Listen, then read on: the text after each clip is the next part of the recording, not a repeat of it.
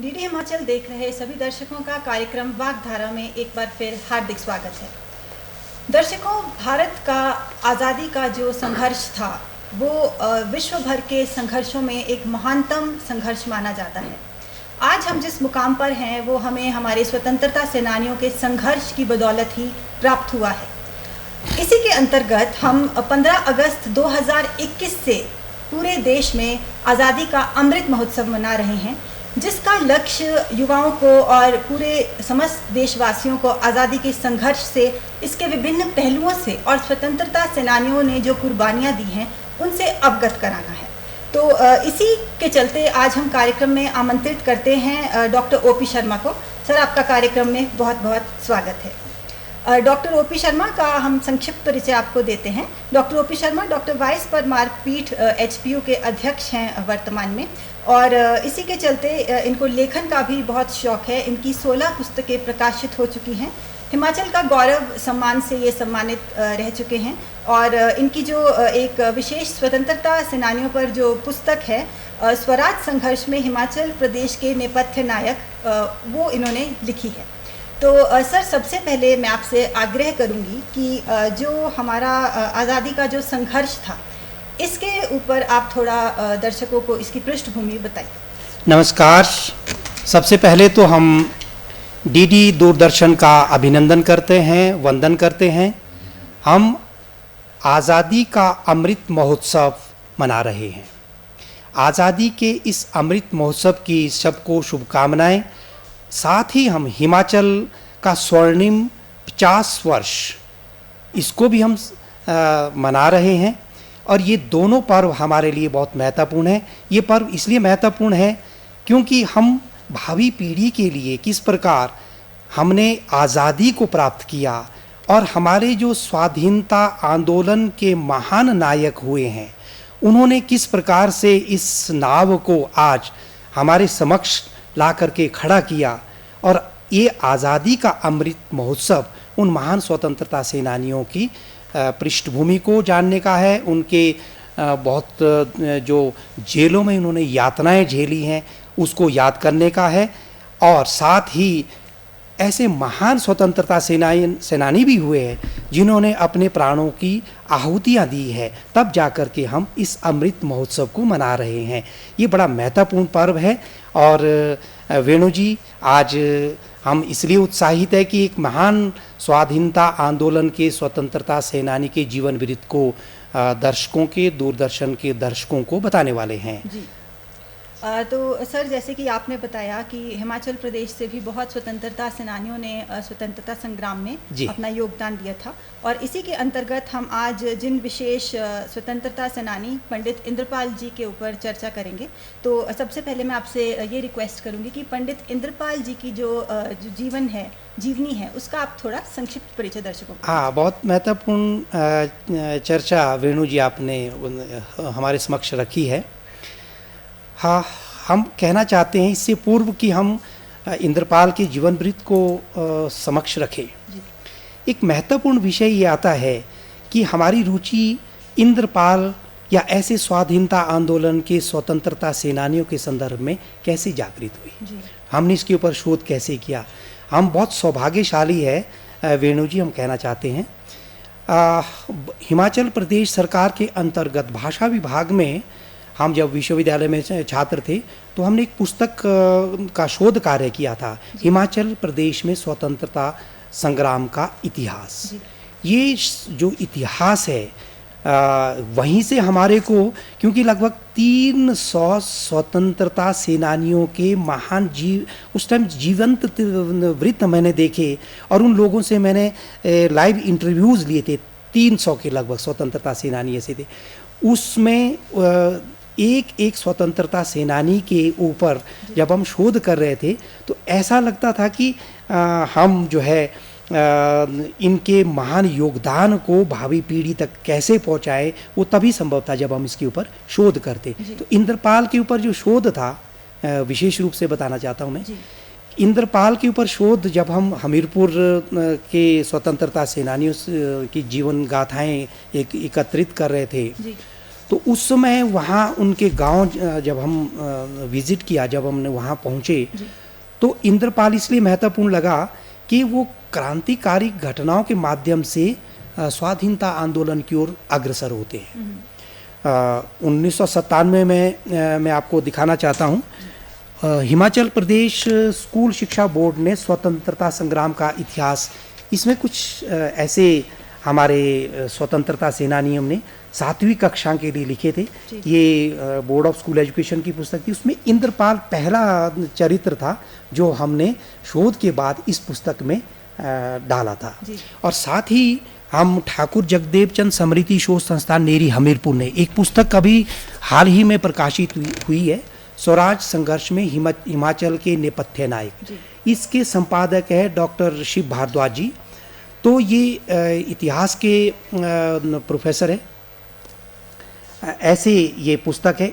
इसमें भी हमने इंद्रपाल के जीवन चरित्र को डॉक्टर राकेश ने लिखा और ज़्यादातर शोध कार्य हमारे संरक्षण में हुआ। तो ये पुस्तक भी बहुत महत्वपूर्ण है।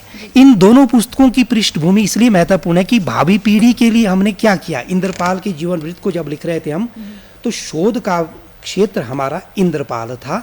जब हमने 7वीं का पहला जीवन चरित्र चुना था तो इंद्रपाल थे। तो ये मेरा शोध का थोड़ा सा इसमें क्या कहते हैं कि विषय को हमने गंभीरता से भी लिया, रुचि भी रही। तो इंद्रपाल के ऊपर इस प्रकार की पृष्ठभूमि हमने तैयार की। जी, अगर इंद्रपाल जी की जो बैकग्राउंड था, उनका जो परिवार था, परिवेश था जिसमें वो पैदा हुए, पले बड़े, थोड़ा संक्षिप्त में इसके बारे में बताइए। उनके माता पिता, परिवार, शिक्षा दीक्षा उनकी किस तरह की रही? हाँ, वेणु जी, बहुत महत्वपूर्ण है, क्योंकि जब हम किसी चरित्र को देखते हैं, समझने का प्रयास करते हैं, तो एक ऐसे परिवार से इंद्रपाल आते हैं जो ग्रामीण परिवेश से संबंधित था। उसमें तो शिक्षा दीक्षा की बहुत समस्याएं थी। हमीरपुर जैसा नदौन से संबंधित है और जन्म इनका 5 अप्रैल 1905 को हुआ। और इनकी माताजी का नाम राम देवी और पिताजी जो है हरिराम, उनके सुपुत्र है इंद्रपाल जी।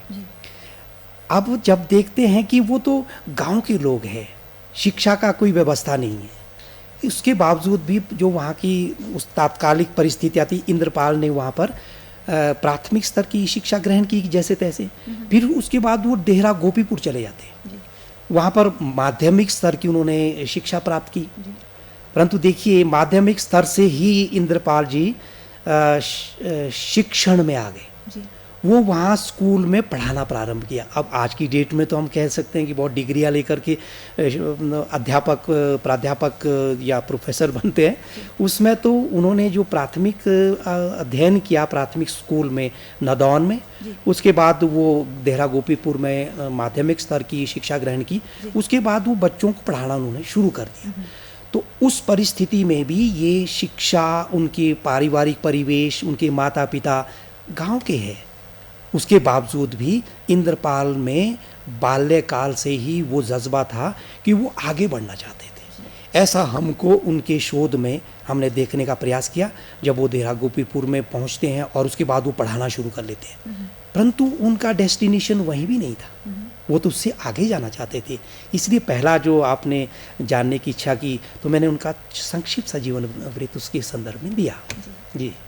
तो जैसे आज़ादी का जो संघर्ष था सर, अंग्रेज़ों के प्रति, अंग्रेजी शासन के प्रति एक समय आया था जो रोष बहुत बढ़ गया था। जी जी। और ज़्यादा से ज़्यादा युवा जो हैं वो अपना कंट्रीब्यूशन देना चाहते थे आज़ादी की लड़ाई में। तो इंद्रपाल का किस तरह से इस दिशा में मूवमेंट हुआ? हाँ, ये बड़ा वेणु जी, आपने हम आपका अभिनंदन करते हैं कि जब हम इंद्रपाल के जीवन वृत्त, उनके अपने पारिवारिक परिवेश को देखते हैं, और परंतु वो जो परिवेश था उसमें ही उनके स्वाधीनता आंदोलन की गाथा छुपी है। हम देखते हैं कि जब वो देहरा गोपीपुर में थे, पढ़ा रहे थे, हो सकता है वो अध्यापक ही रहते जीवन भर, परंतु वो उस समय तो उन्होंने उस परिवेश को देखा कि भारत तो परतंत्रता की बेड़ियों में जकड़ा हुआ है, और परतंत्रता भी ऐसी कि जहाँ पर राजाओं का राज है, वहाँ पर भी गुलामी, और साथ में अंग्रेज़ों का राज है, वहाँ पर भी गुलामी। तो गुलाम देश का एक अध्यापक कैसे वो आज़ादी के संघर्ष में आगे बढ़ता है, ये बड़ा महत्वपूर्ण परिवेश ये जो आपने पॉइंट बताया सर, हाँ जी। गुलामी की, राजाओं का जब हाँ राज्य जी। था तब भी गुलामी, अंग्रेज जब आए तब भी जी, जी, गुलामी। तो ये जो था, इससे जो एक एटमॉस्फेयर क्रिएट हुआ जी, और जी। आज़ादी की जो चिंगारी ने जो फिर वो लपटें उठी आज़ादी की, वो एक बड़ा बड़ा एक जैसे कहते हैं ना लैंडमार्क पॉइंट था हिंदुस्तान के इतिहास में। बिल्कुल, ये बड़ा और इसके जो चेंजेस हैं आज भी हम देख रहे हैं, जी, जो जी। आज़ाद भारत हम अग्रसर हो रहे हैं, हमें इसको चेरिश करना चाहिए और अपने देश को एक पॉजिटिव मोड पर लाना चाहिए, इसको ध्यान में रखते हुए। जी, जी, ये बिल्कुल सही आपकी क्या कहते हैं चिंतन भी आपका सही है, और ऐसा भी है कि हम कैसे वहाँ आगे बढ़े होंगे। जब हम इंद्रपाल के विषय में समझते हैं, अब यहाँ थोड़ा सा मैं आपको बताना चाहता हूँ, इसमें इतिहास के पृष्ठ को भी समझना ज़रूरी है। जब गांधी जी ने 1920 में मूवमेंट प्रारंभ किया और उसके बाद धीरे धीरे स्वाधीनता आंदोलन आगे बढ़ रहा था, तो जब चौरा चौरी कांड हुआ तो वो तो उसमें जो है हिंसा हुई, तो गांधी जी हिंसा के पक्ष में नहीं थे, तो उन्होंने अपना आंदोलन स्थगित किया। परंतु भारतवर्ष के ऐसे क्रांतिकारिक महान स्वतंत्रता सेनानी भी थे जो चाहते थे कि नहीं, हमें अंग्रेज़ों के शांति से नहीं संभव हो पाएगा आज़ादी, तो उन्होंने अपना मार्ग अलग बदल दिया। इंद्रपाल उस पृष्ठभूमि के स्वाधीनता सेनानी है, इस बात को भी देखना ज़रूरी है। तो जब ठीक है, गांधी जी एक शांतिपूर्व ढंग से अपने आंदोलन को आगे बढ़ा रहे थे, परंतु जो क्रांतिकारी थे, अब देखिए भगत सिंह, राजगुरु, सुखदेव और चंद्रशेखर आज़ाद, जब लाहौर यात्रा प्रारंभ होती है इंद्रपाल की, उस पृष्ठभूमि में वो चाहते थे कि नहीं, हमें अगर अंग्रेज़ों के प्रति क्रांतिकारिक घटनाएं भी करनी पड़ती है, उनके साथ क्रांतिकारिक क्या कहते हैं वे से हमारे को पेश आना पड़ेगा, तो हम जो है अंग्रेज़ों को ललकारेंगे, हम चैलेंज करेंगे।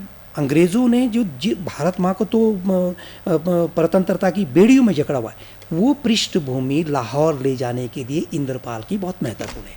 तो जब वो इंद्रपाल जी लाहौर जाते हैं, लाहौर में उनका जो भारत नौजवान सभा थी, जिसमें अपने क्या कहते हैं चंद्रशेखर आज़ाद है और राजगुरु, सुखदेव, ये सारे क्रांतिकारी युवा थे। इन्होंने एक ऐसा संगठन भारत सभा वहाँ खड़ी कर रखी थी। वो कहते थे कि अंग्रेज़ों को भारत जो सभा हमारी बनी है युवाओं की, हम इसके माध्यम से गतिविधियाँ तेज़ करेंगे और अंग्रेज़ों को हम मजबूर कर देंगे कि भारत छोड़ो। अगर हम शांति प्रिय ढंग से भारत को आज़ाद करने की सोचेंगे तो संभव नहीं हो सकता, क्योंकि अंग्रेज़ों ने तो पूरी तरह इस शासन को पंगु बना दिया था। तो वहाँ पर इंद्रपाल की भूमिका हमारे को दिखाई देती है। तो भगत सिंह की जो नौजवान सभा थी, उसमें इंद्रपाल एक युवा के रूप में जाते हैं। ये यात्रा नादौन से लेकर के कहाँ हो जाती है, लाहौर की यात्रा। ये इंद्रपाल की यात्रा बहुत महत्वपूर्ण है, इसको हमको समझना चाहिए। जी सर, जैसे आप युवा जो क्रांतिकारी हैं इनकी बात कर रहे हैं, तो मैं एक प्रश्न आपसे करना चाहूँगी। युवा क्रांतिकारी जो थे, इनके मन में जो अंग्रेजी शासन के प्रति आक्रोश था, मुद्दे क्या थे, जो मुख्य मुद्दे थे, किन विषयों पर इन्हें अंग्रेजी शासन के प्रति आक्रोश था? क्योंकि अंग्रेज जब भारत आए, अपने साथ बहुत अच्छी चीज़ें भी लाए, काफ़ी ऐसी मॉडर्न डेवलपमेंट और टेक्नोलॉजीज उन्होंने लाई जो शायद हमारे लिए संभव ना होता, क्योंकि रेनेसांस का जो मूवमेंट था वेस्ट में स्टार्ट हुआ था, ये जो नवचेतना, नवजागरण थी। हमारे पास हिंदुस्तान में बड़ी पुरानी बातें हम करते हैं, रामायण महाभारत की, पुष्पक विमान, लेकिन दे आर नॉट प्रैक्टिकल। तो जो ये नई टेक्नोलॉजीज और नवजागरण हिंदुस्तान में आया, ये तो उन्हीं के वेस्ट के माध्यम से आया था। लेकिन वो क्या बात थी अंग्रेजी शासन की जो इन युवा क्रांतिकारियों को पसंद नहीं आती थी और जो आक्रोशित करती थी? वो कुछ पॉइंट्स बताइए। वेणु जी, एक मैं इससे सहमत नहीं होता हूँ कि जबकि वे पाश्चात्य देशों ने ही हमारे को तकनीक सिखाई, ऐसा नहीं है। ऐसी मान्यता है। हाँ, और एक ठीक है, मॉडर्न परिवेश में मान सकते हैं हम इसे। मैं समझ गया इस बात को। जी। मैं आपसे निवेदन करना चाहता हूँ, भारत वो देश है जी।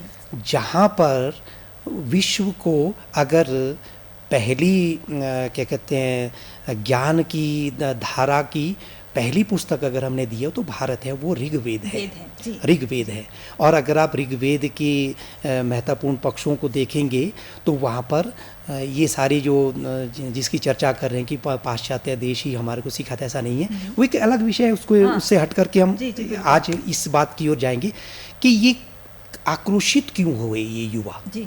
वास्तव में 1857 की महान क्रांति जी। कि अंग्रेज़ों ने तो सिर्फ वो कंपनी शासन था, वो तो सिर्फ यहाँ पर व्यापार करने आए थे और उन्होंने पूरा भारतवर्ष को ही अपने अधीन कर दिया। अगर आप उसके बाद देखें तो उस समय भी क्रांतिकारी घटनाओं ने पूरे का पूरा भारतवर्ष 1857 की महान क्रांति में खड़ा हुआ था। जी।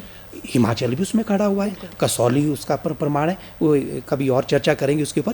परंतु मैं रिलेट कर रहा हूँ कि इंद्रपाल या ऐसे क्रांतिकारी युवा क्यों बाहर निकलते हैं।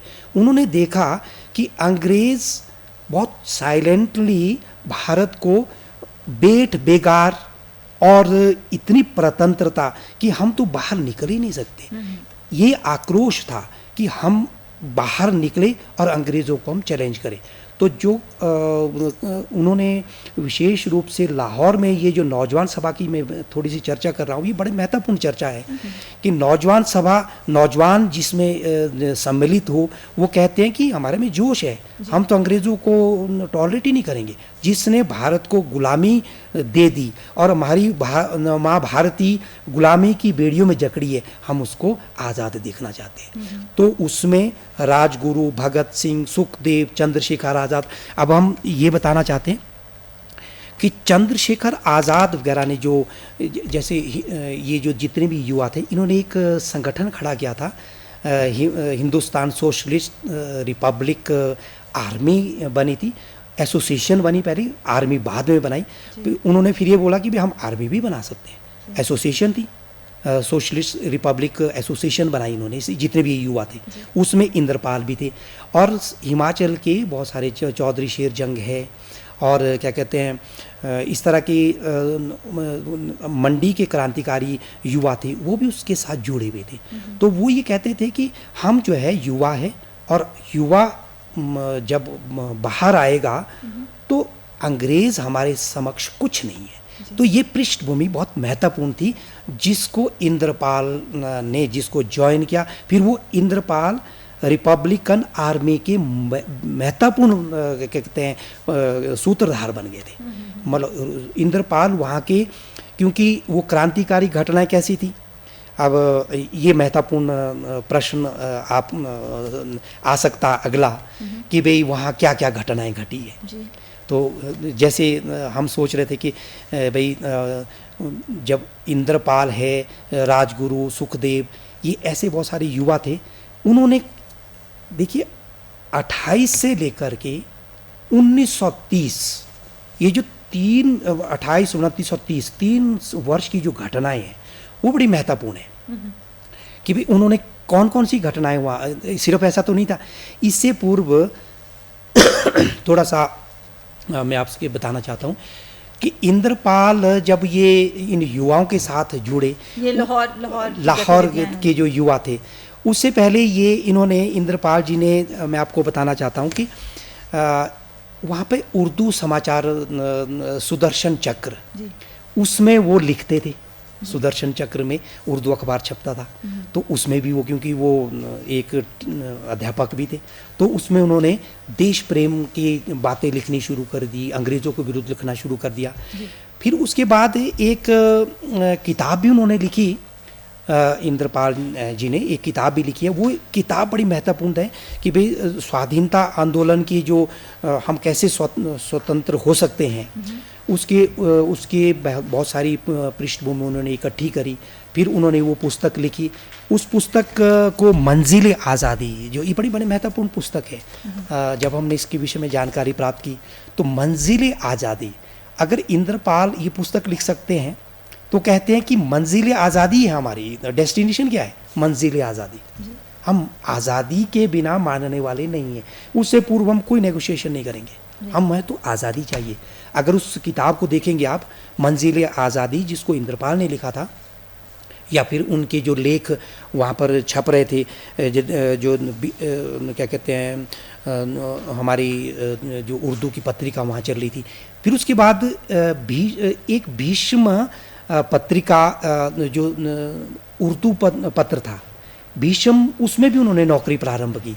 वहाँ एक बड़ा इंटरेस्टिंग सा मैं घटना आपको सुनाना चाहता हूँ कि भीष्म में जब वो वहाँ पर कार्य कर रहे थे इंद्रपाल जी, तो उन्होंने वहाँ पर एक एसोसिएशन जो कातिब होते हैं, तो उनके एसोसिएशन भाई भी उनको आप बहुत ज़्यादा उनको पैसे भी मिलने चाहिए, अब मुफ्त में थोड़ी भी काम करेगा, लेखन का कार्य मुफ्त में करे। तो इंद्रपाल जी में ये भी जज्बा था कि सबको भाई जो वहाँ पर मजदूर काम कर रहे हैं या लेखन का कार्य कर रहे हैं या कातिब लोग हैं, उनको भी उन्होंने एक एसोसिएशन बनाई। उसमें भी इंद्रपाल का बहुत बड़ा योगदान था। ये पृष्ठभूमि इंद्रपाल की महत्वपूर्ण है जो आगे जाती है। एक्चुअली सर, भारत का जो स्वतंत्रता संग्राम है, और जैसे आपने परतंत्रता की बात कही, ये सिर्फ अंग्रेज़ों के संदर्भ में नहीं है। हम वैसे तो भारत का जो कल्चर है, वसुदेव कुटुंबकम, वसुदेव का ही समाज परिवार है, हम मानते हैं। परंतु जब आक्रांतक शक्तियां हम पर हावी हो जाती हैं, तो स्वतंत्रता का संग्राम विभिन्न रूपों में हमको स्वतंत्रता की लड़ाई करनी पड़ती है। फिर चाहे वो 10वीं, 11वीं, 12वीं शताब्दी में इस्लामिक आक्रांता थे, या फिर मुगल आक्रांता आए, या फिर जिसमें फिर महान स्वतंत्रता सेनानी महाराणा प्रताप और महान छत्रपति शिवाजी, ये सब, इन सब को हम स्वतंत्रता संग्राम की ही लीनिएज में मानते हैं। तो यही स्वतंत्रता का वास्तव मतलब है कि हम जो आक्रांता शक्तियां होती हैं उनको हावी ना होने दें, और अपनी जो एक गरिमा है, हमारा जो नैतिक अधिकार है, उसको बनाए रखें। और इसी के लिए हमारे स्वतंत्रता सेनानी बहुत पहले से लड़ाई करते आ रहे हैं, और उसी में हमारे पंडित इंद्रपाल जी का भी नाम आता है। तो स्वतंत्रता संग्राम के सभी महान सेनानियों को हमारा कोटि कोटि नमन। और सर, आप कार्यक्रम में आई और आपने हमको इंद्रपाल जी के, जो हिमाचल प्रदेश के एक स्वतंत्रता सेनानी रहे हैं, जिन्होंने स्वतंत्रता संग्राम में अपना योगदान दिया, उनके बारे में जानकारी दी। इसके लिए हम आपके बहुत बहुत आभारी हैं। और वागधारा के अगली कड़ी तक हम आपसे विदा चाहेंगे। फिर मिलेंगे। नमस्कार। धन्यवाद। नमस्कार।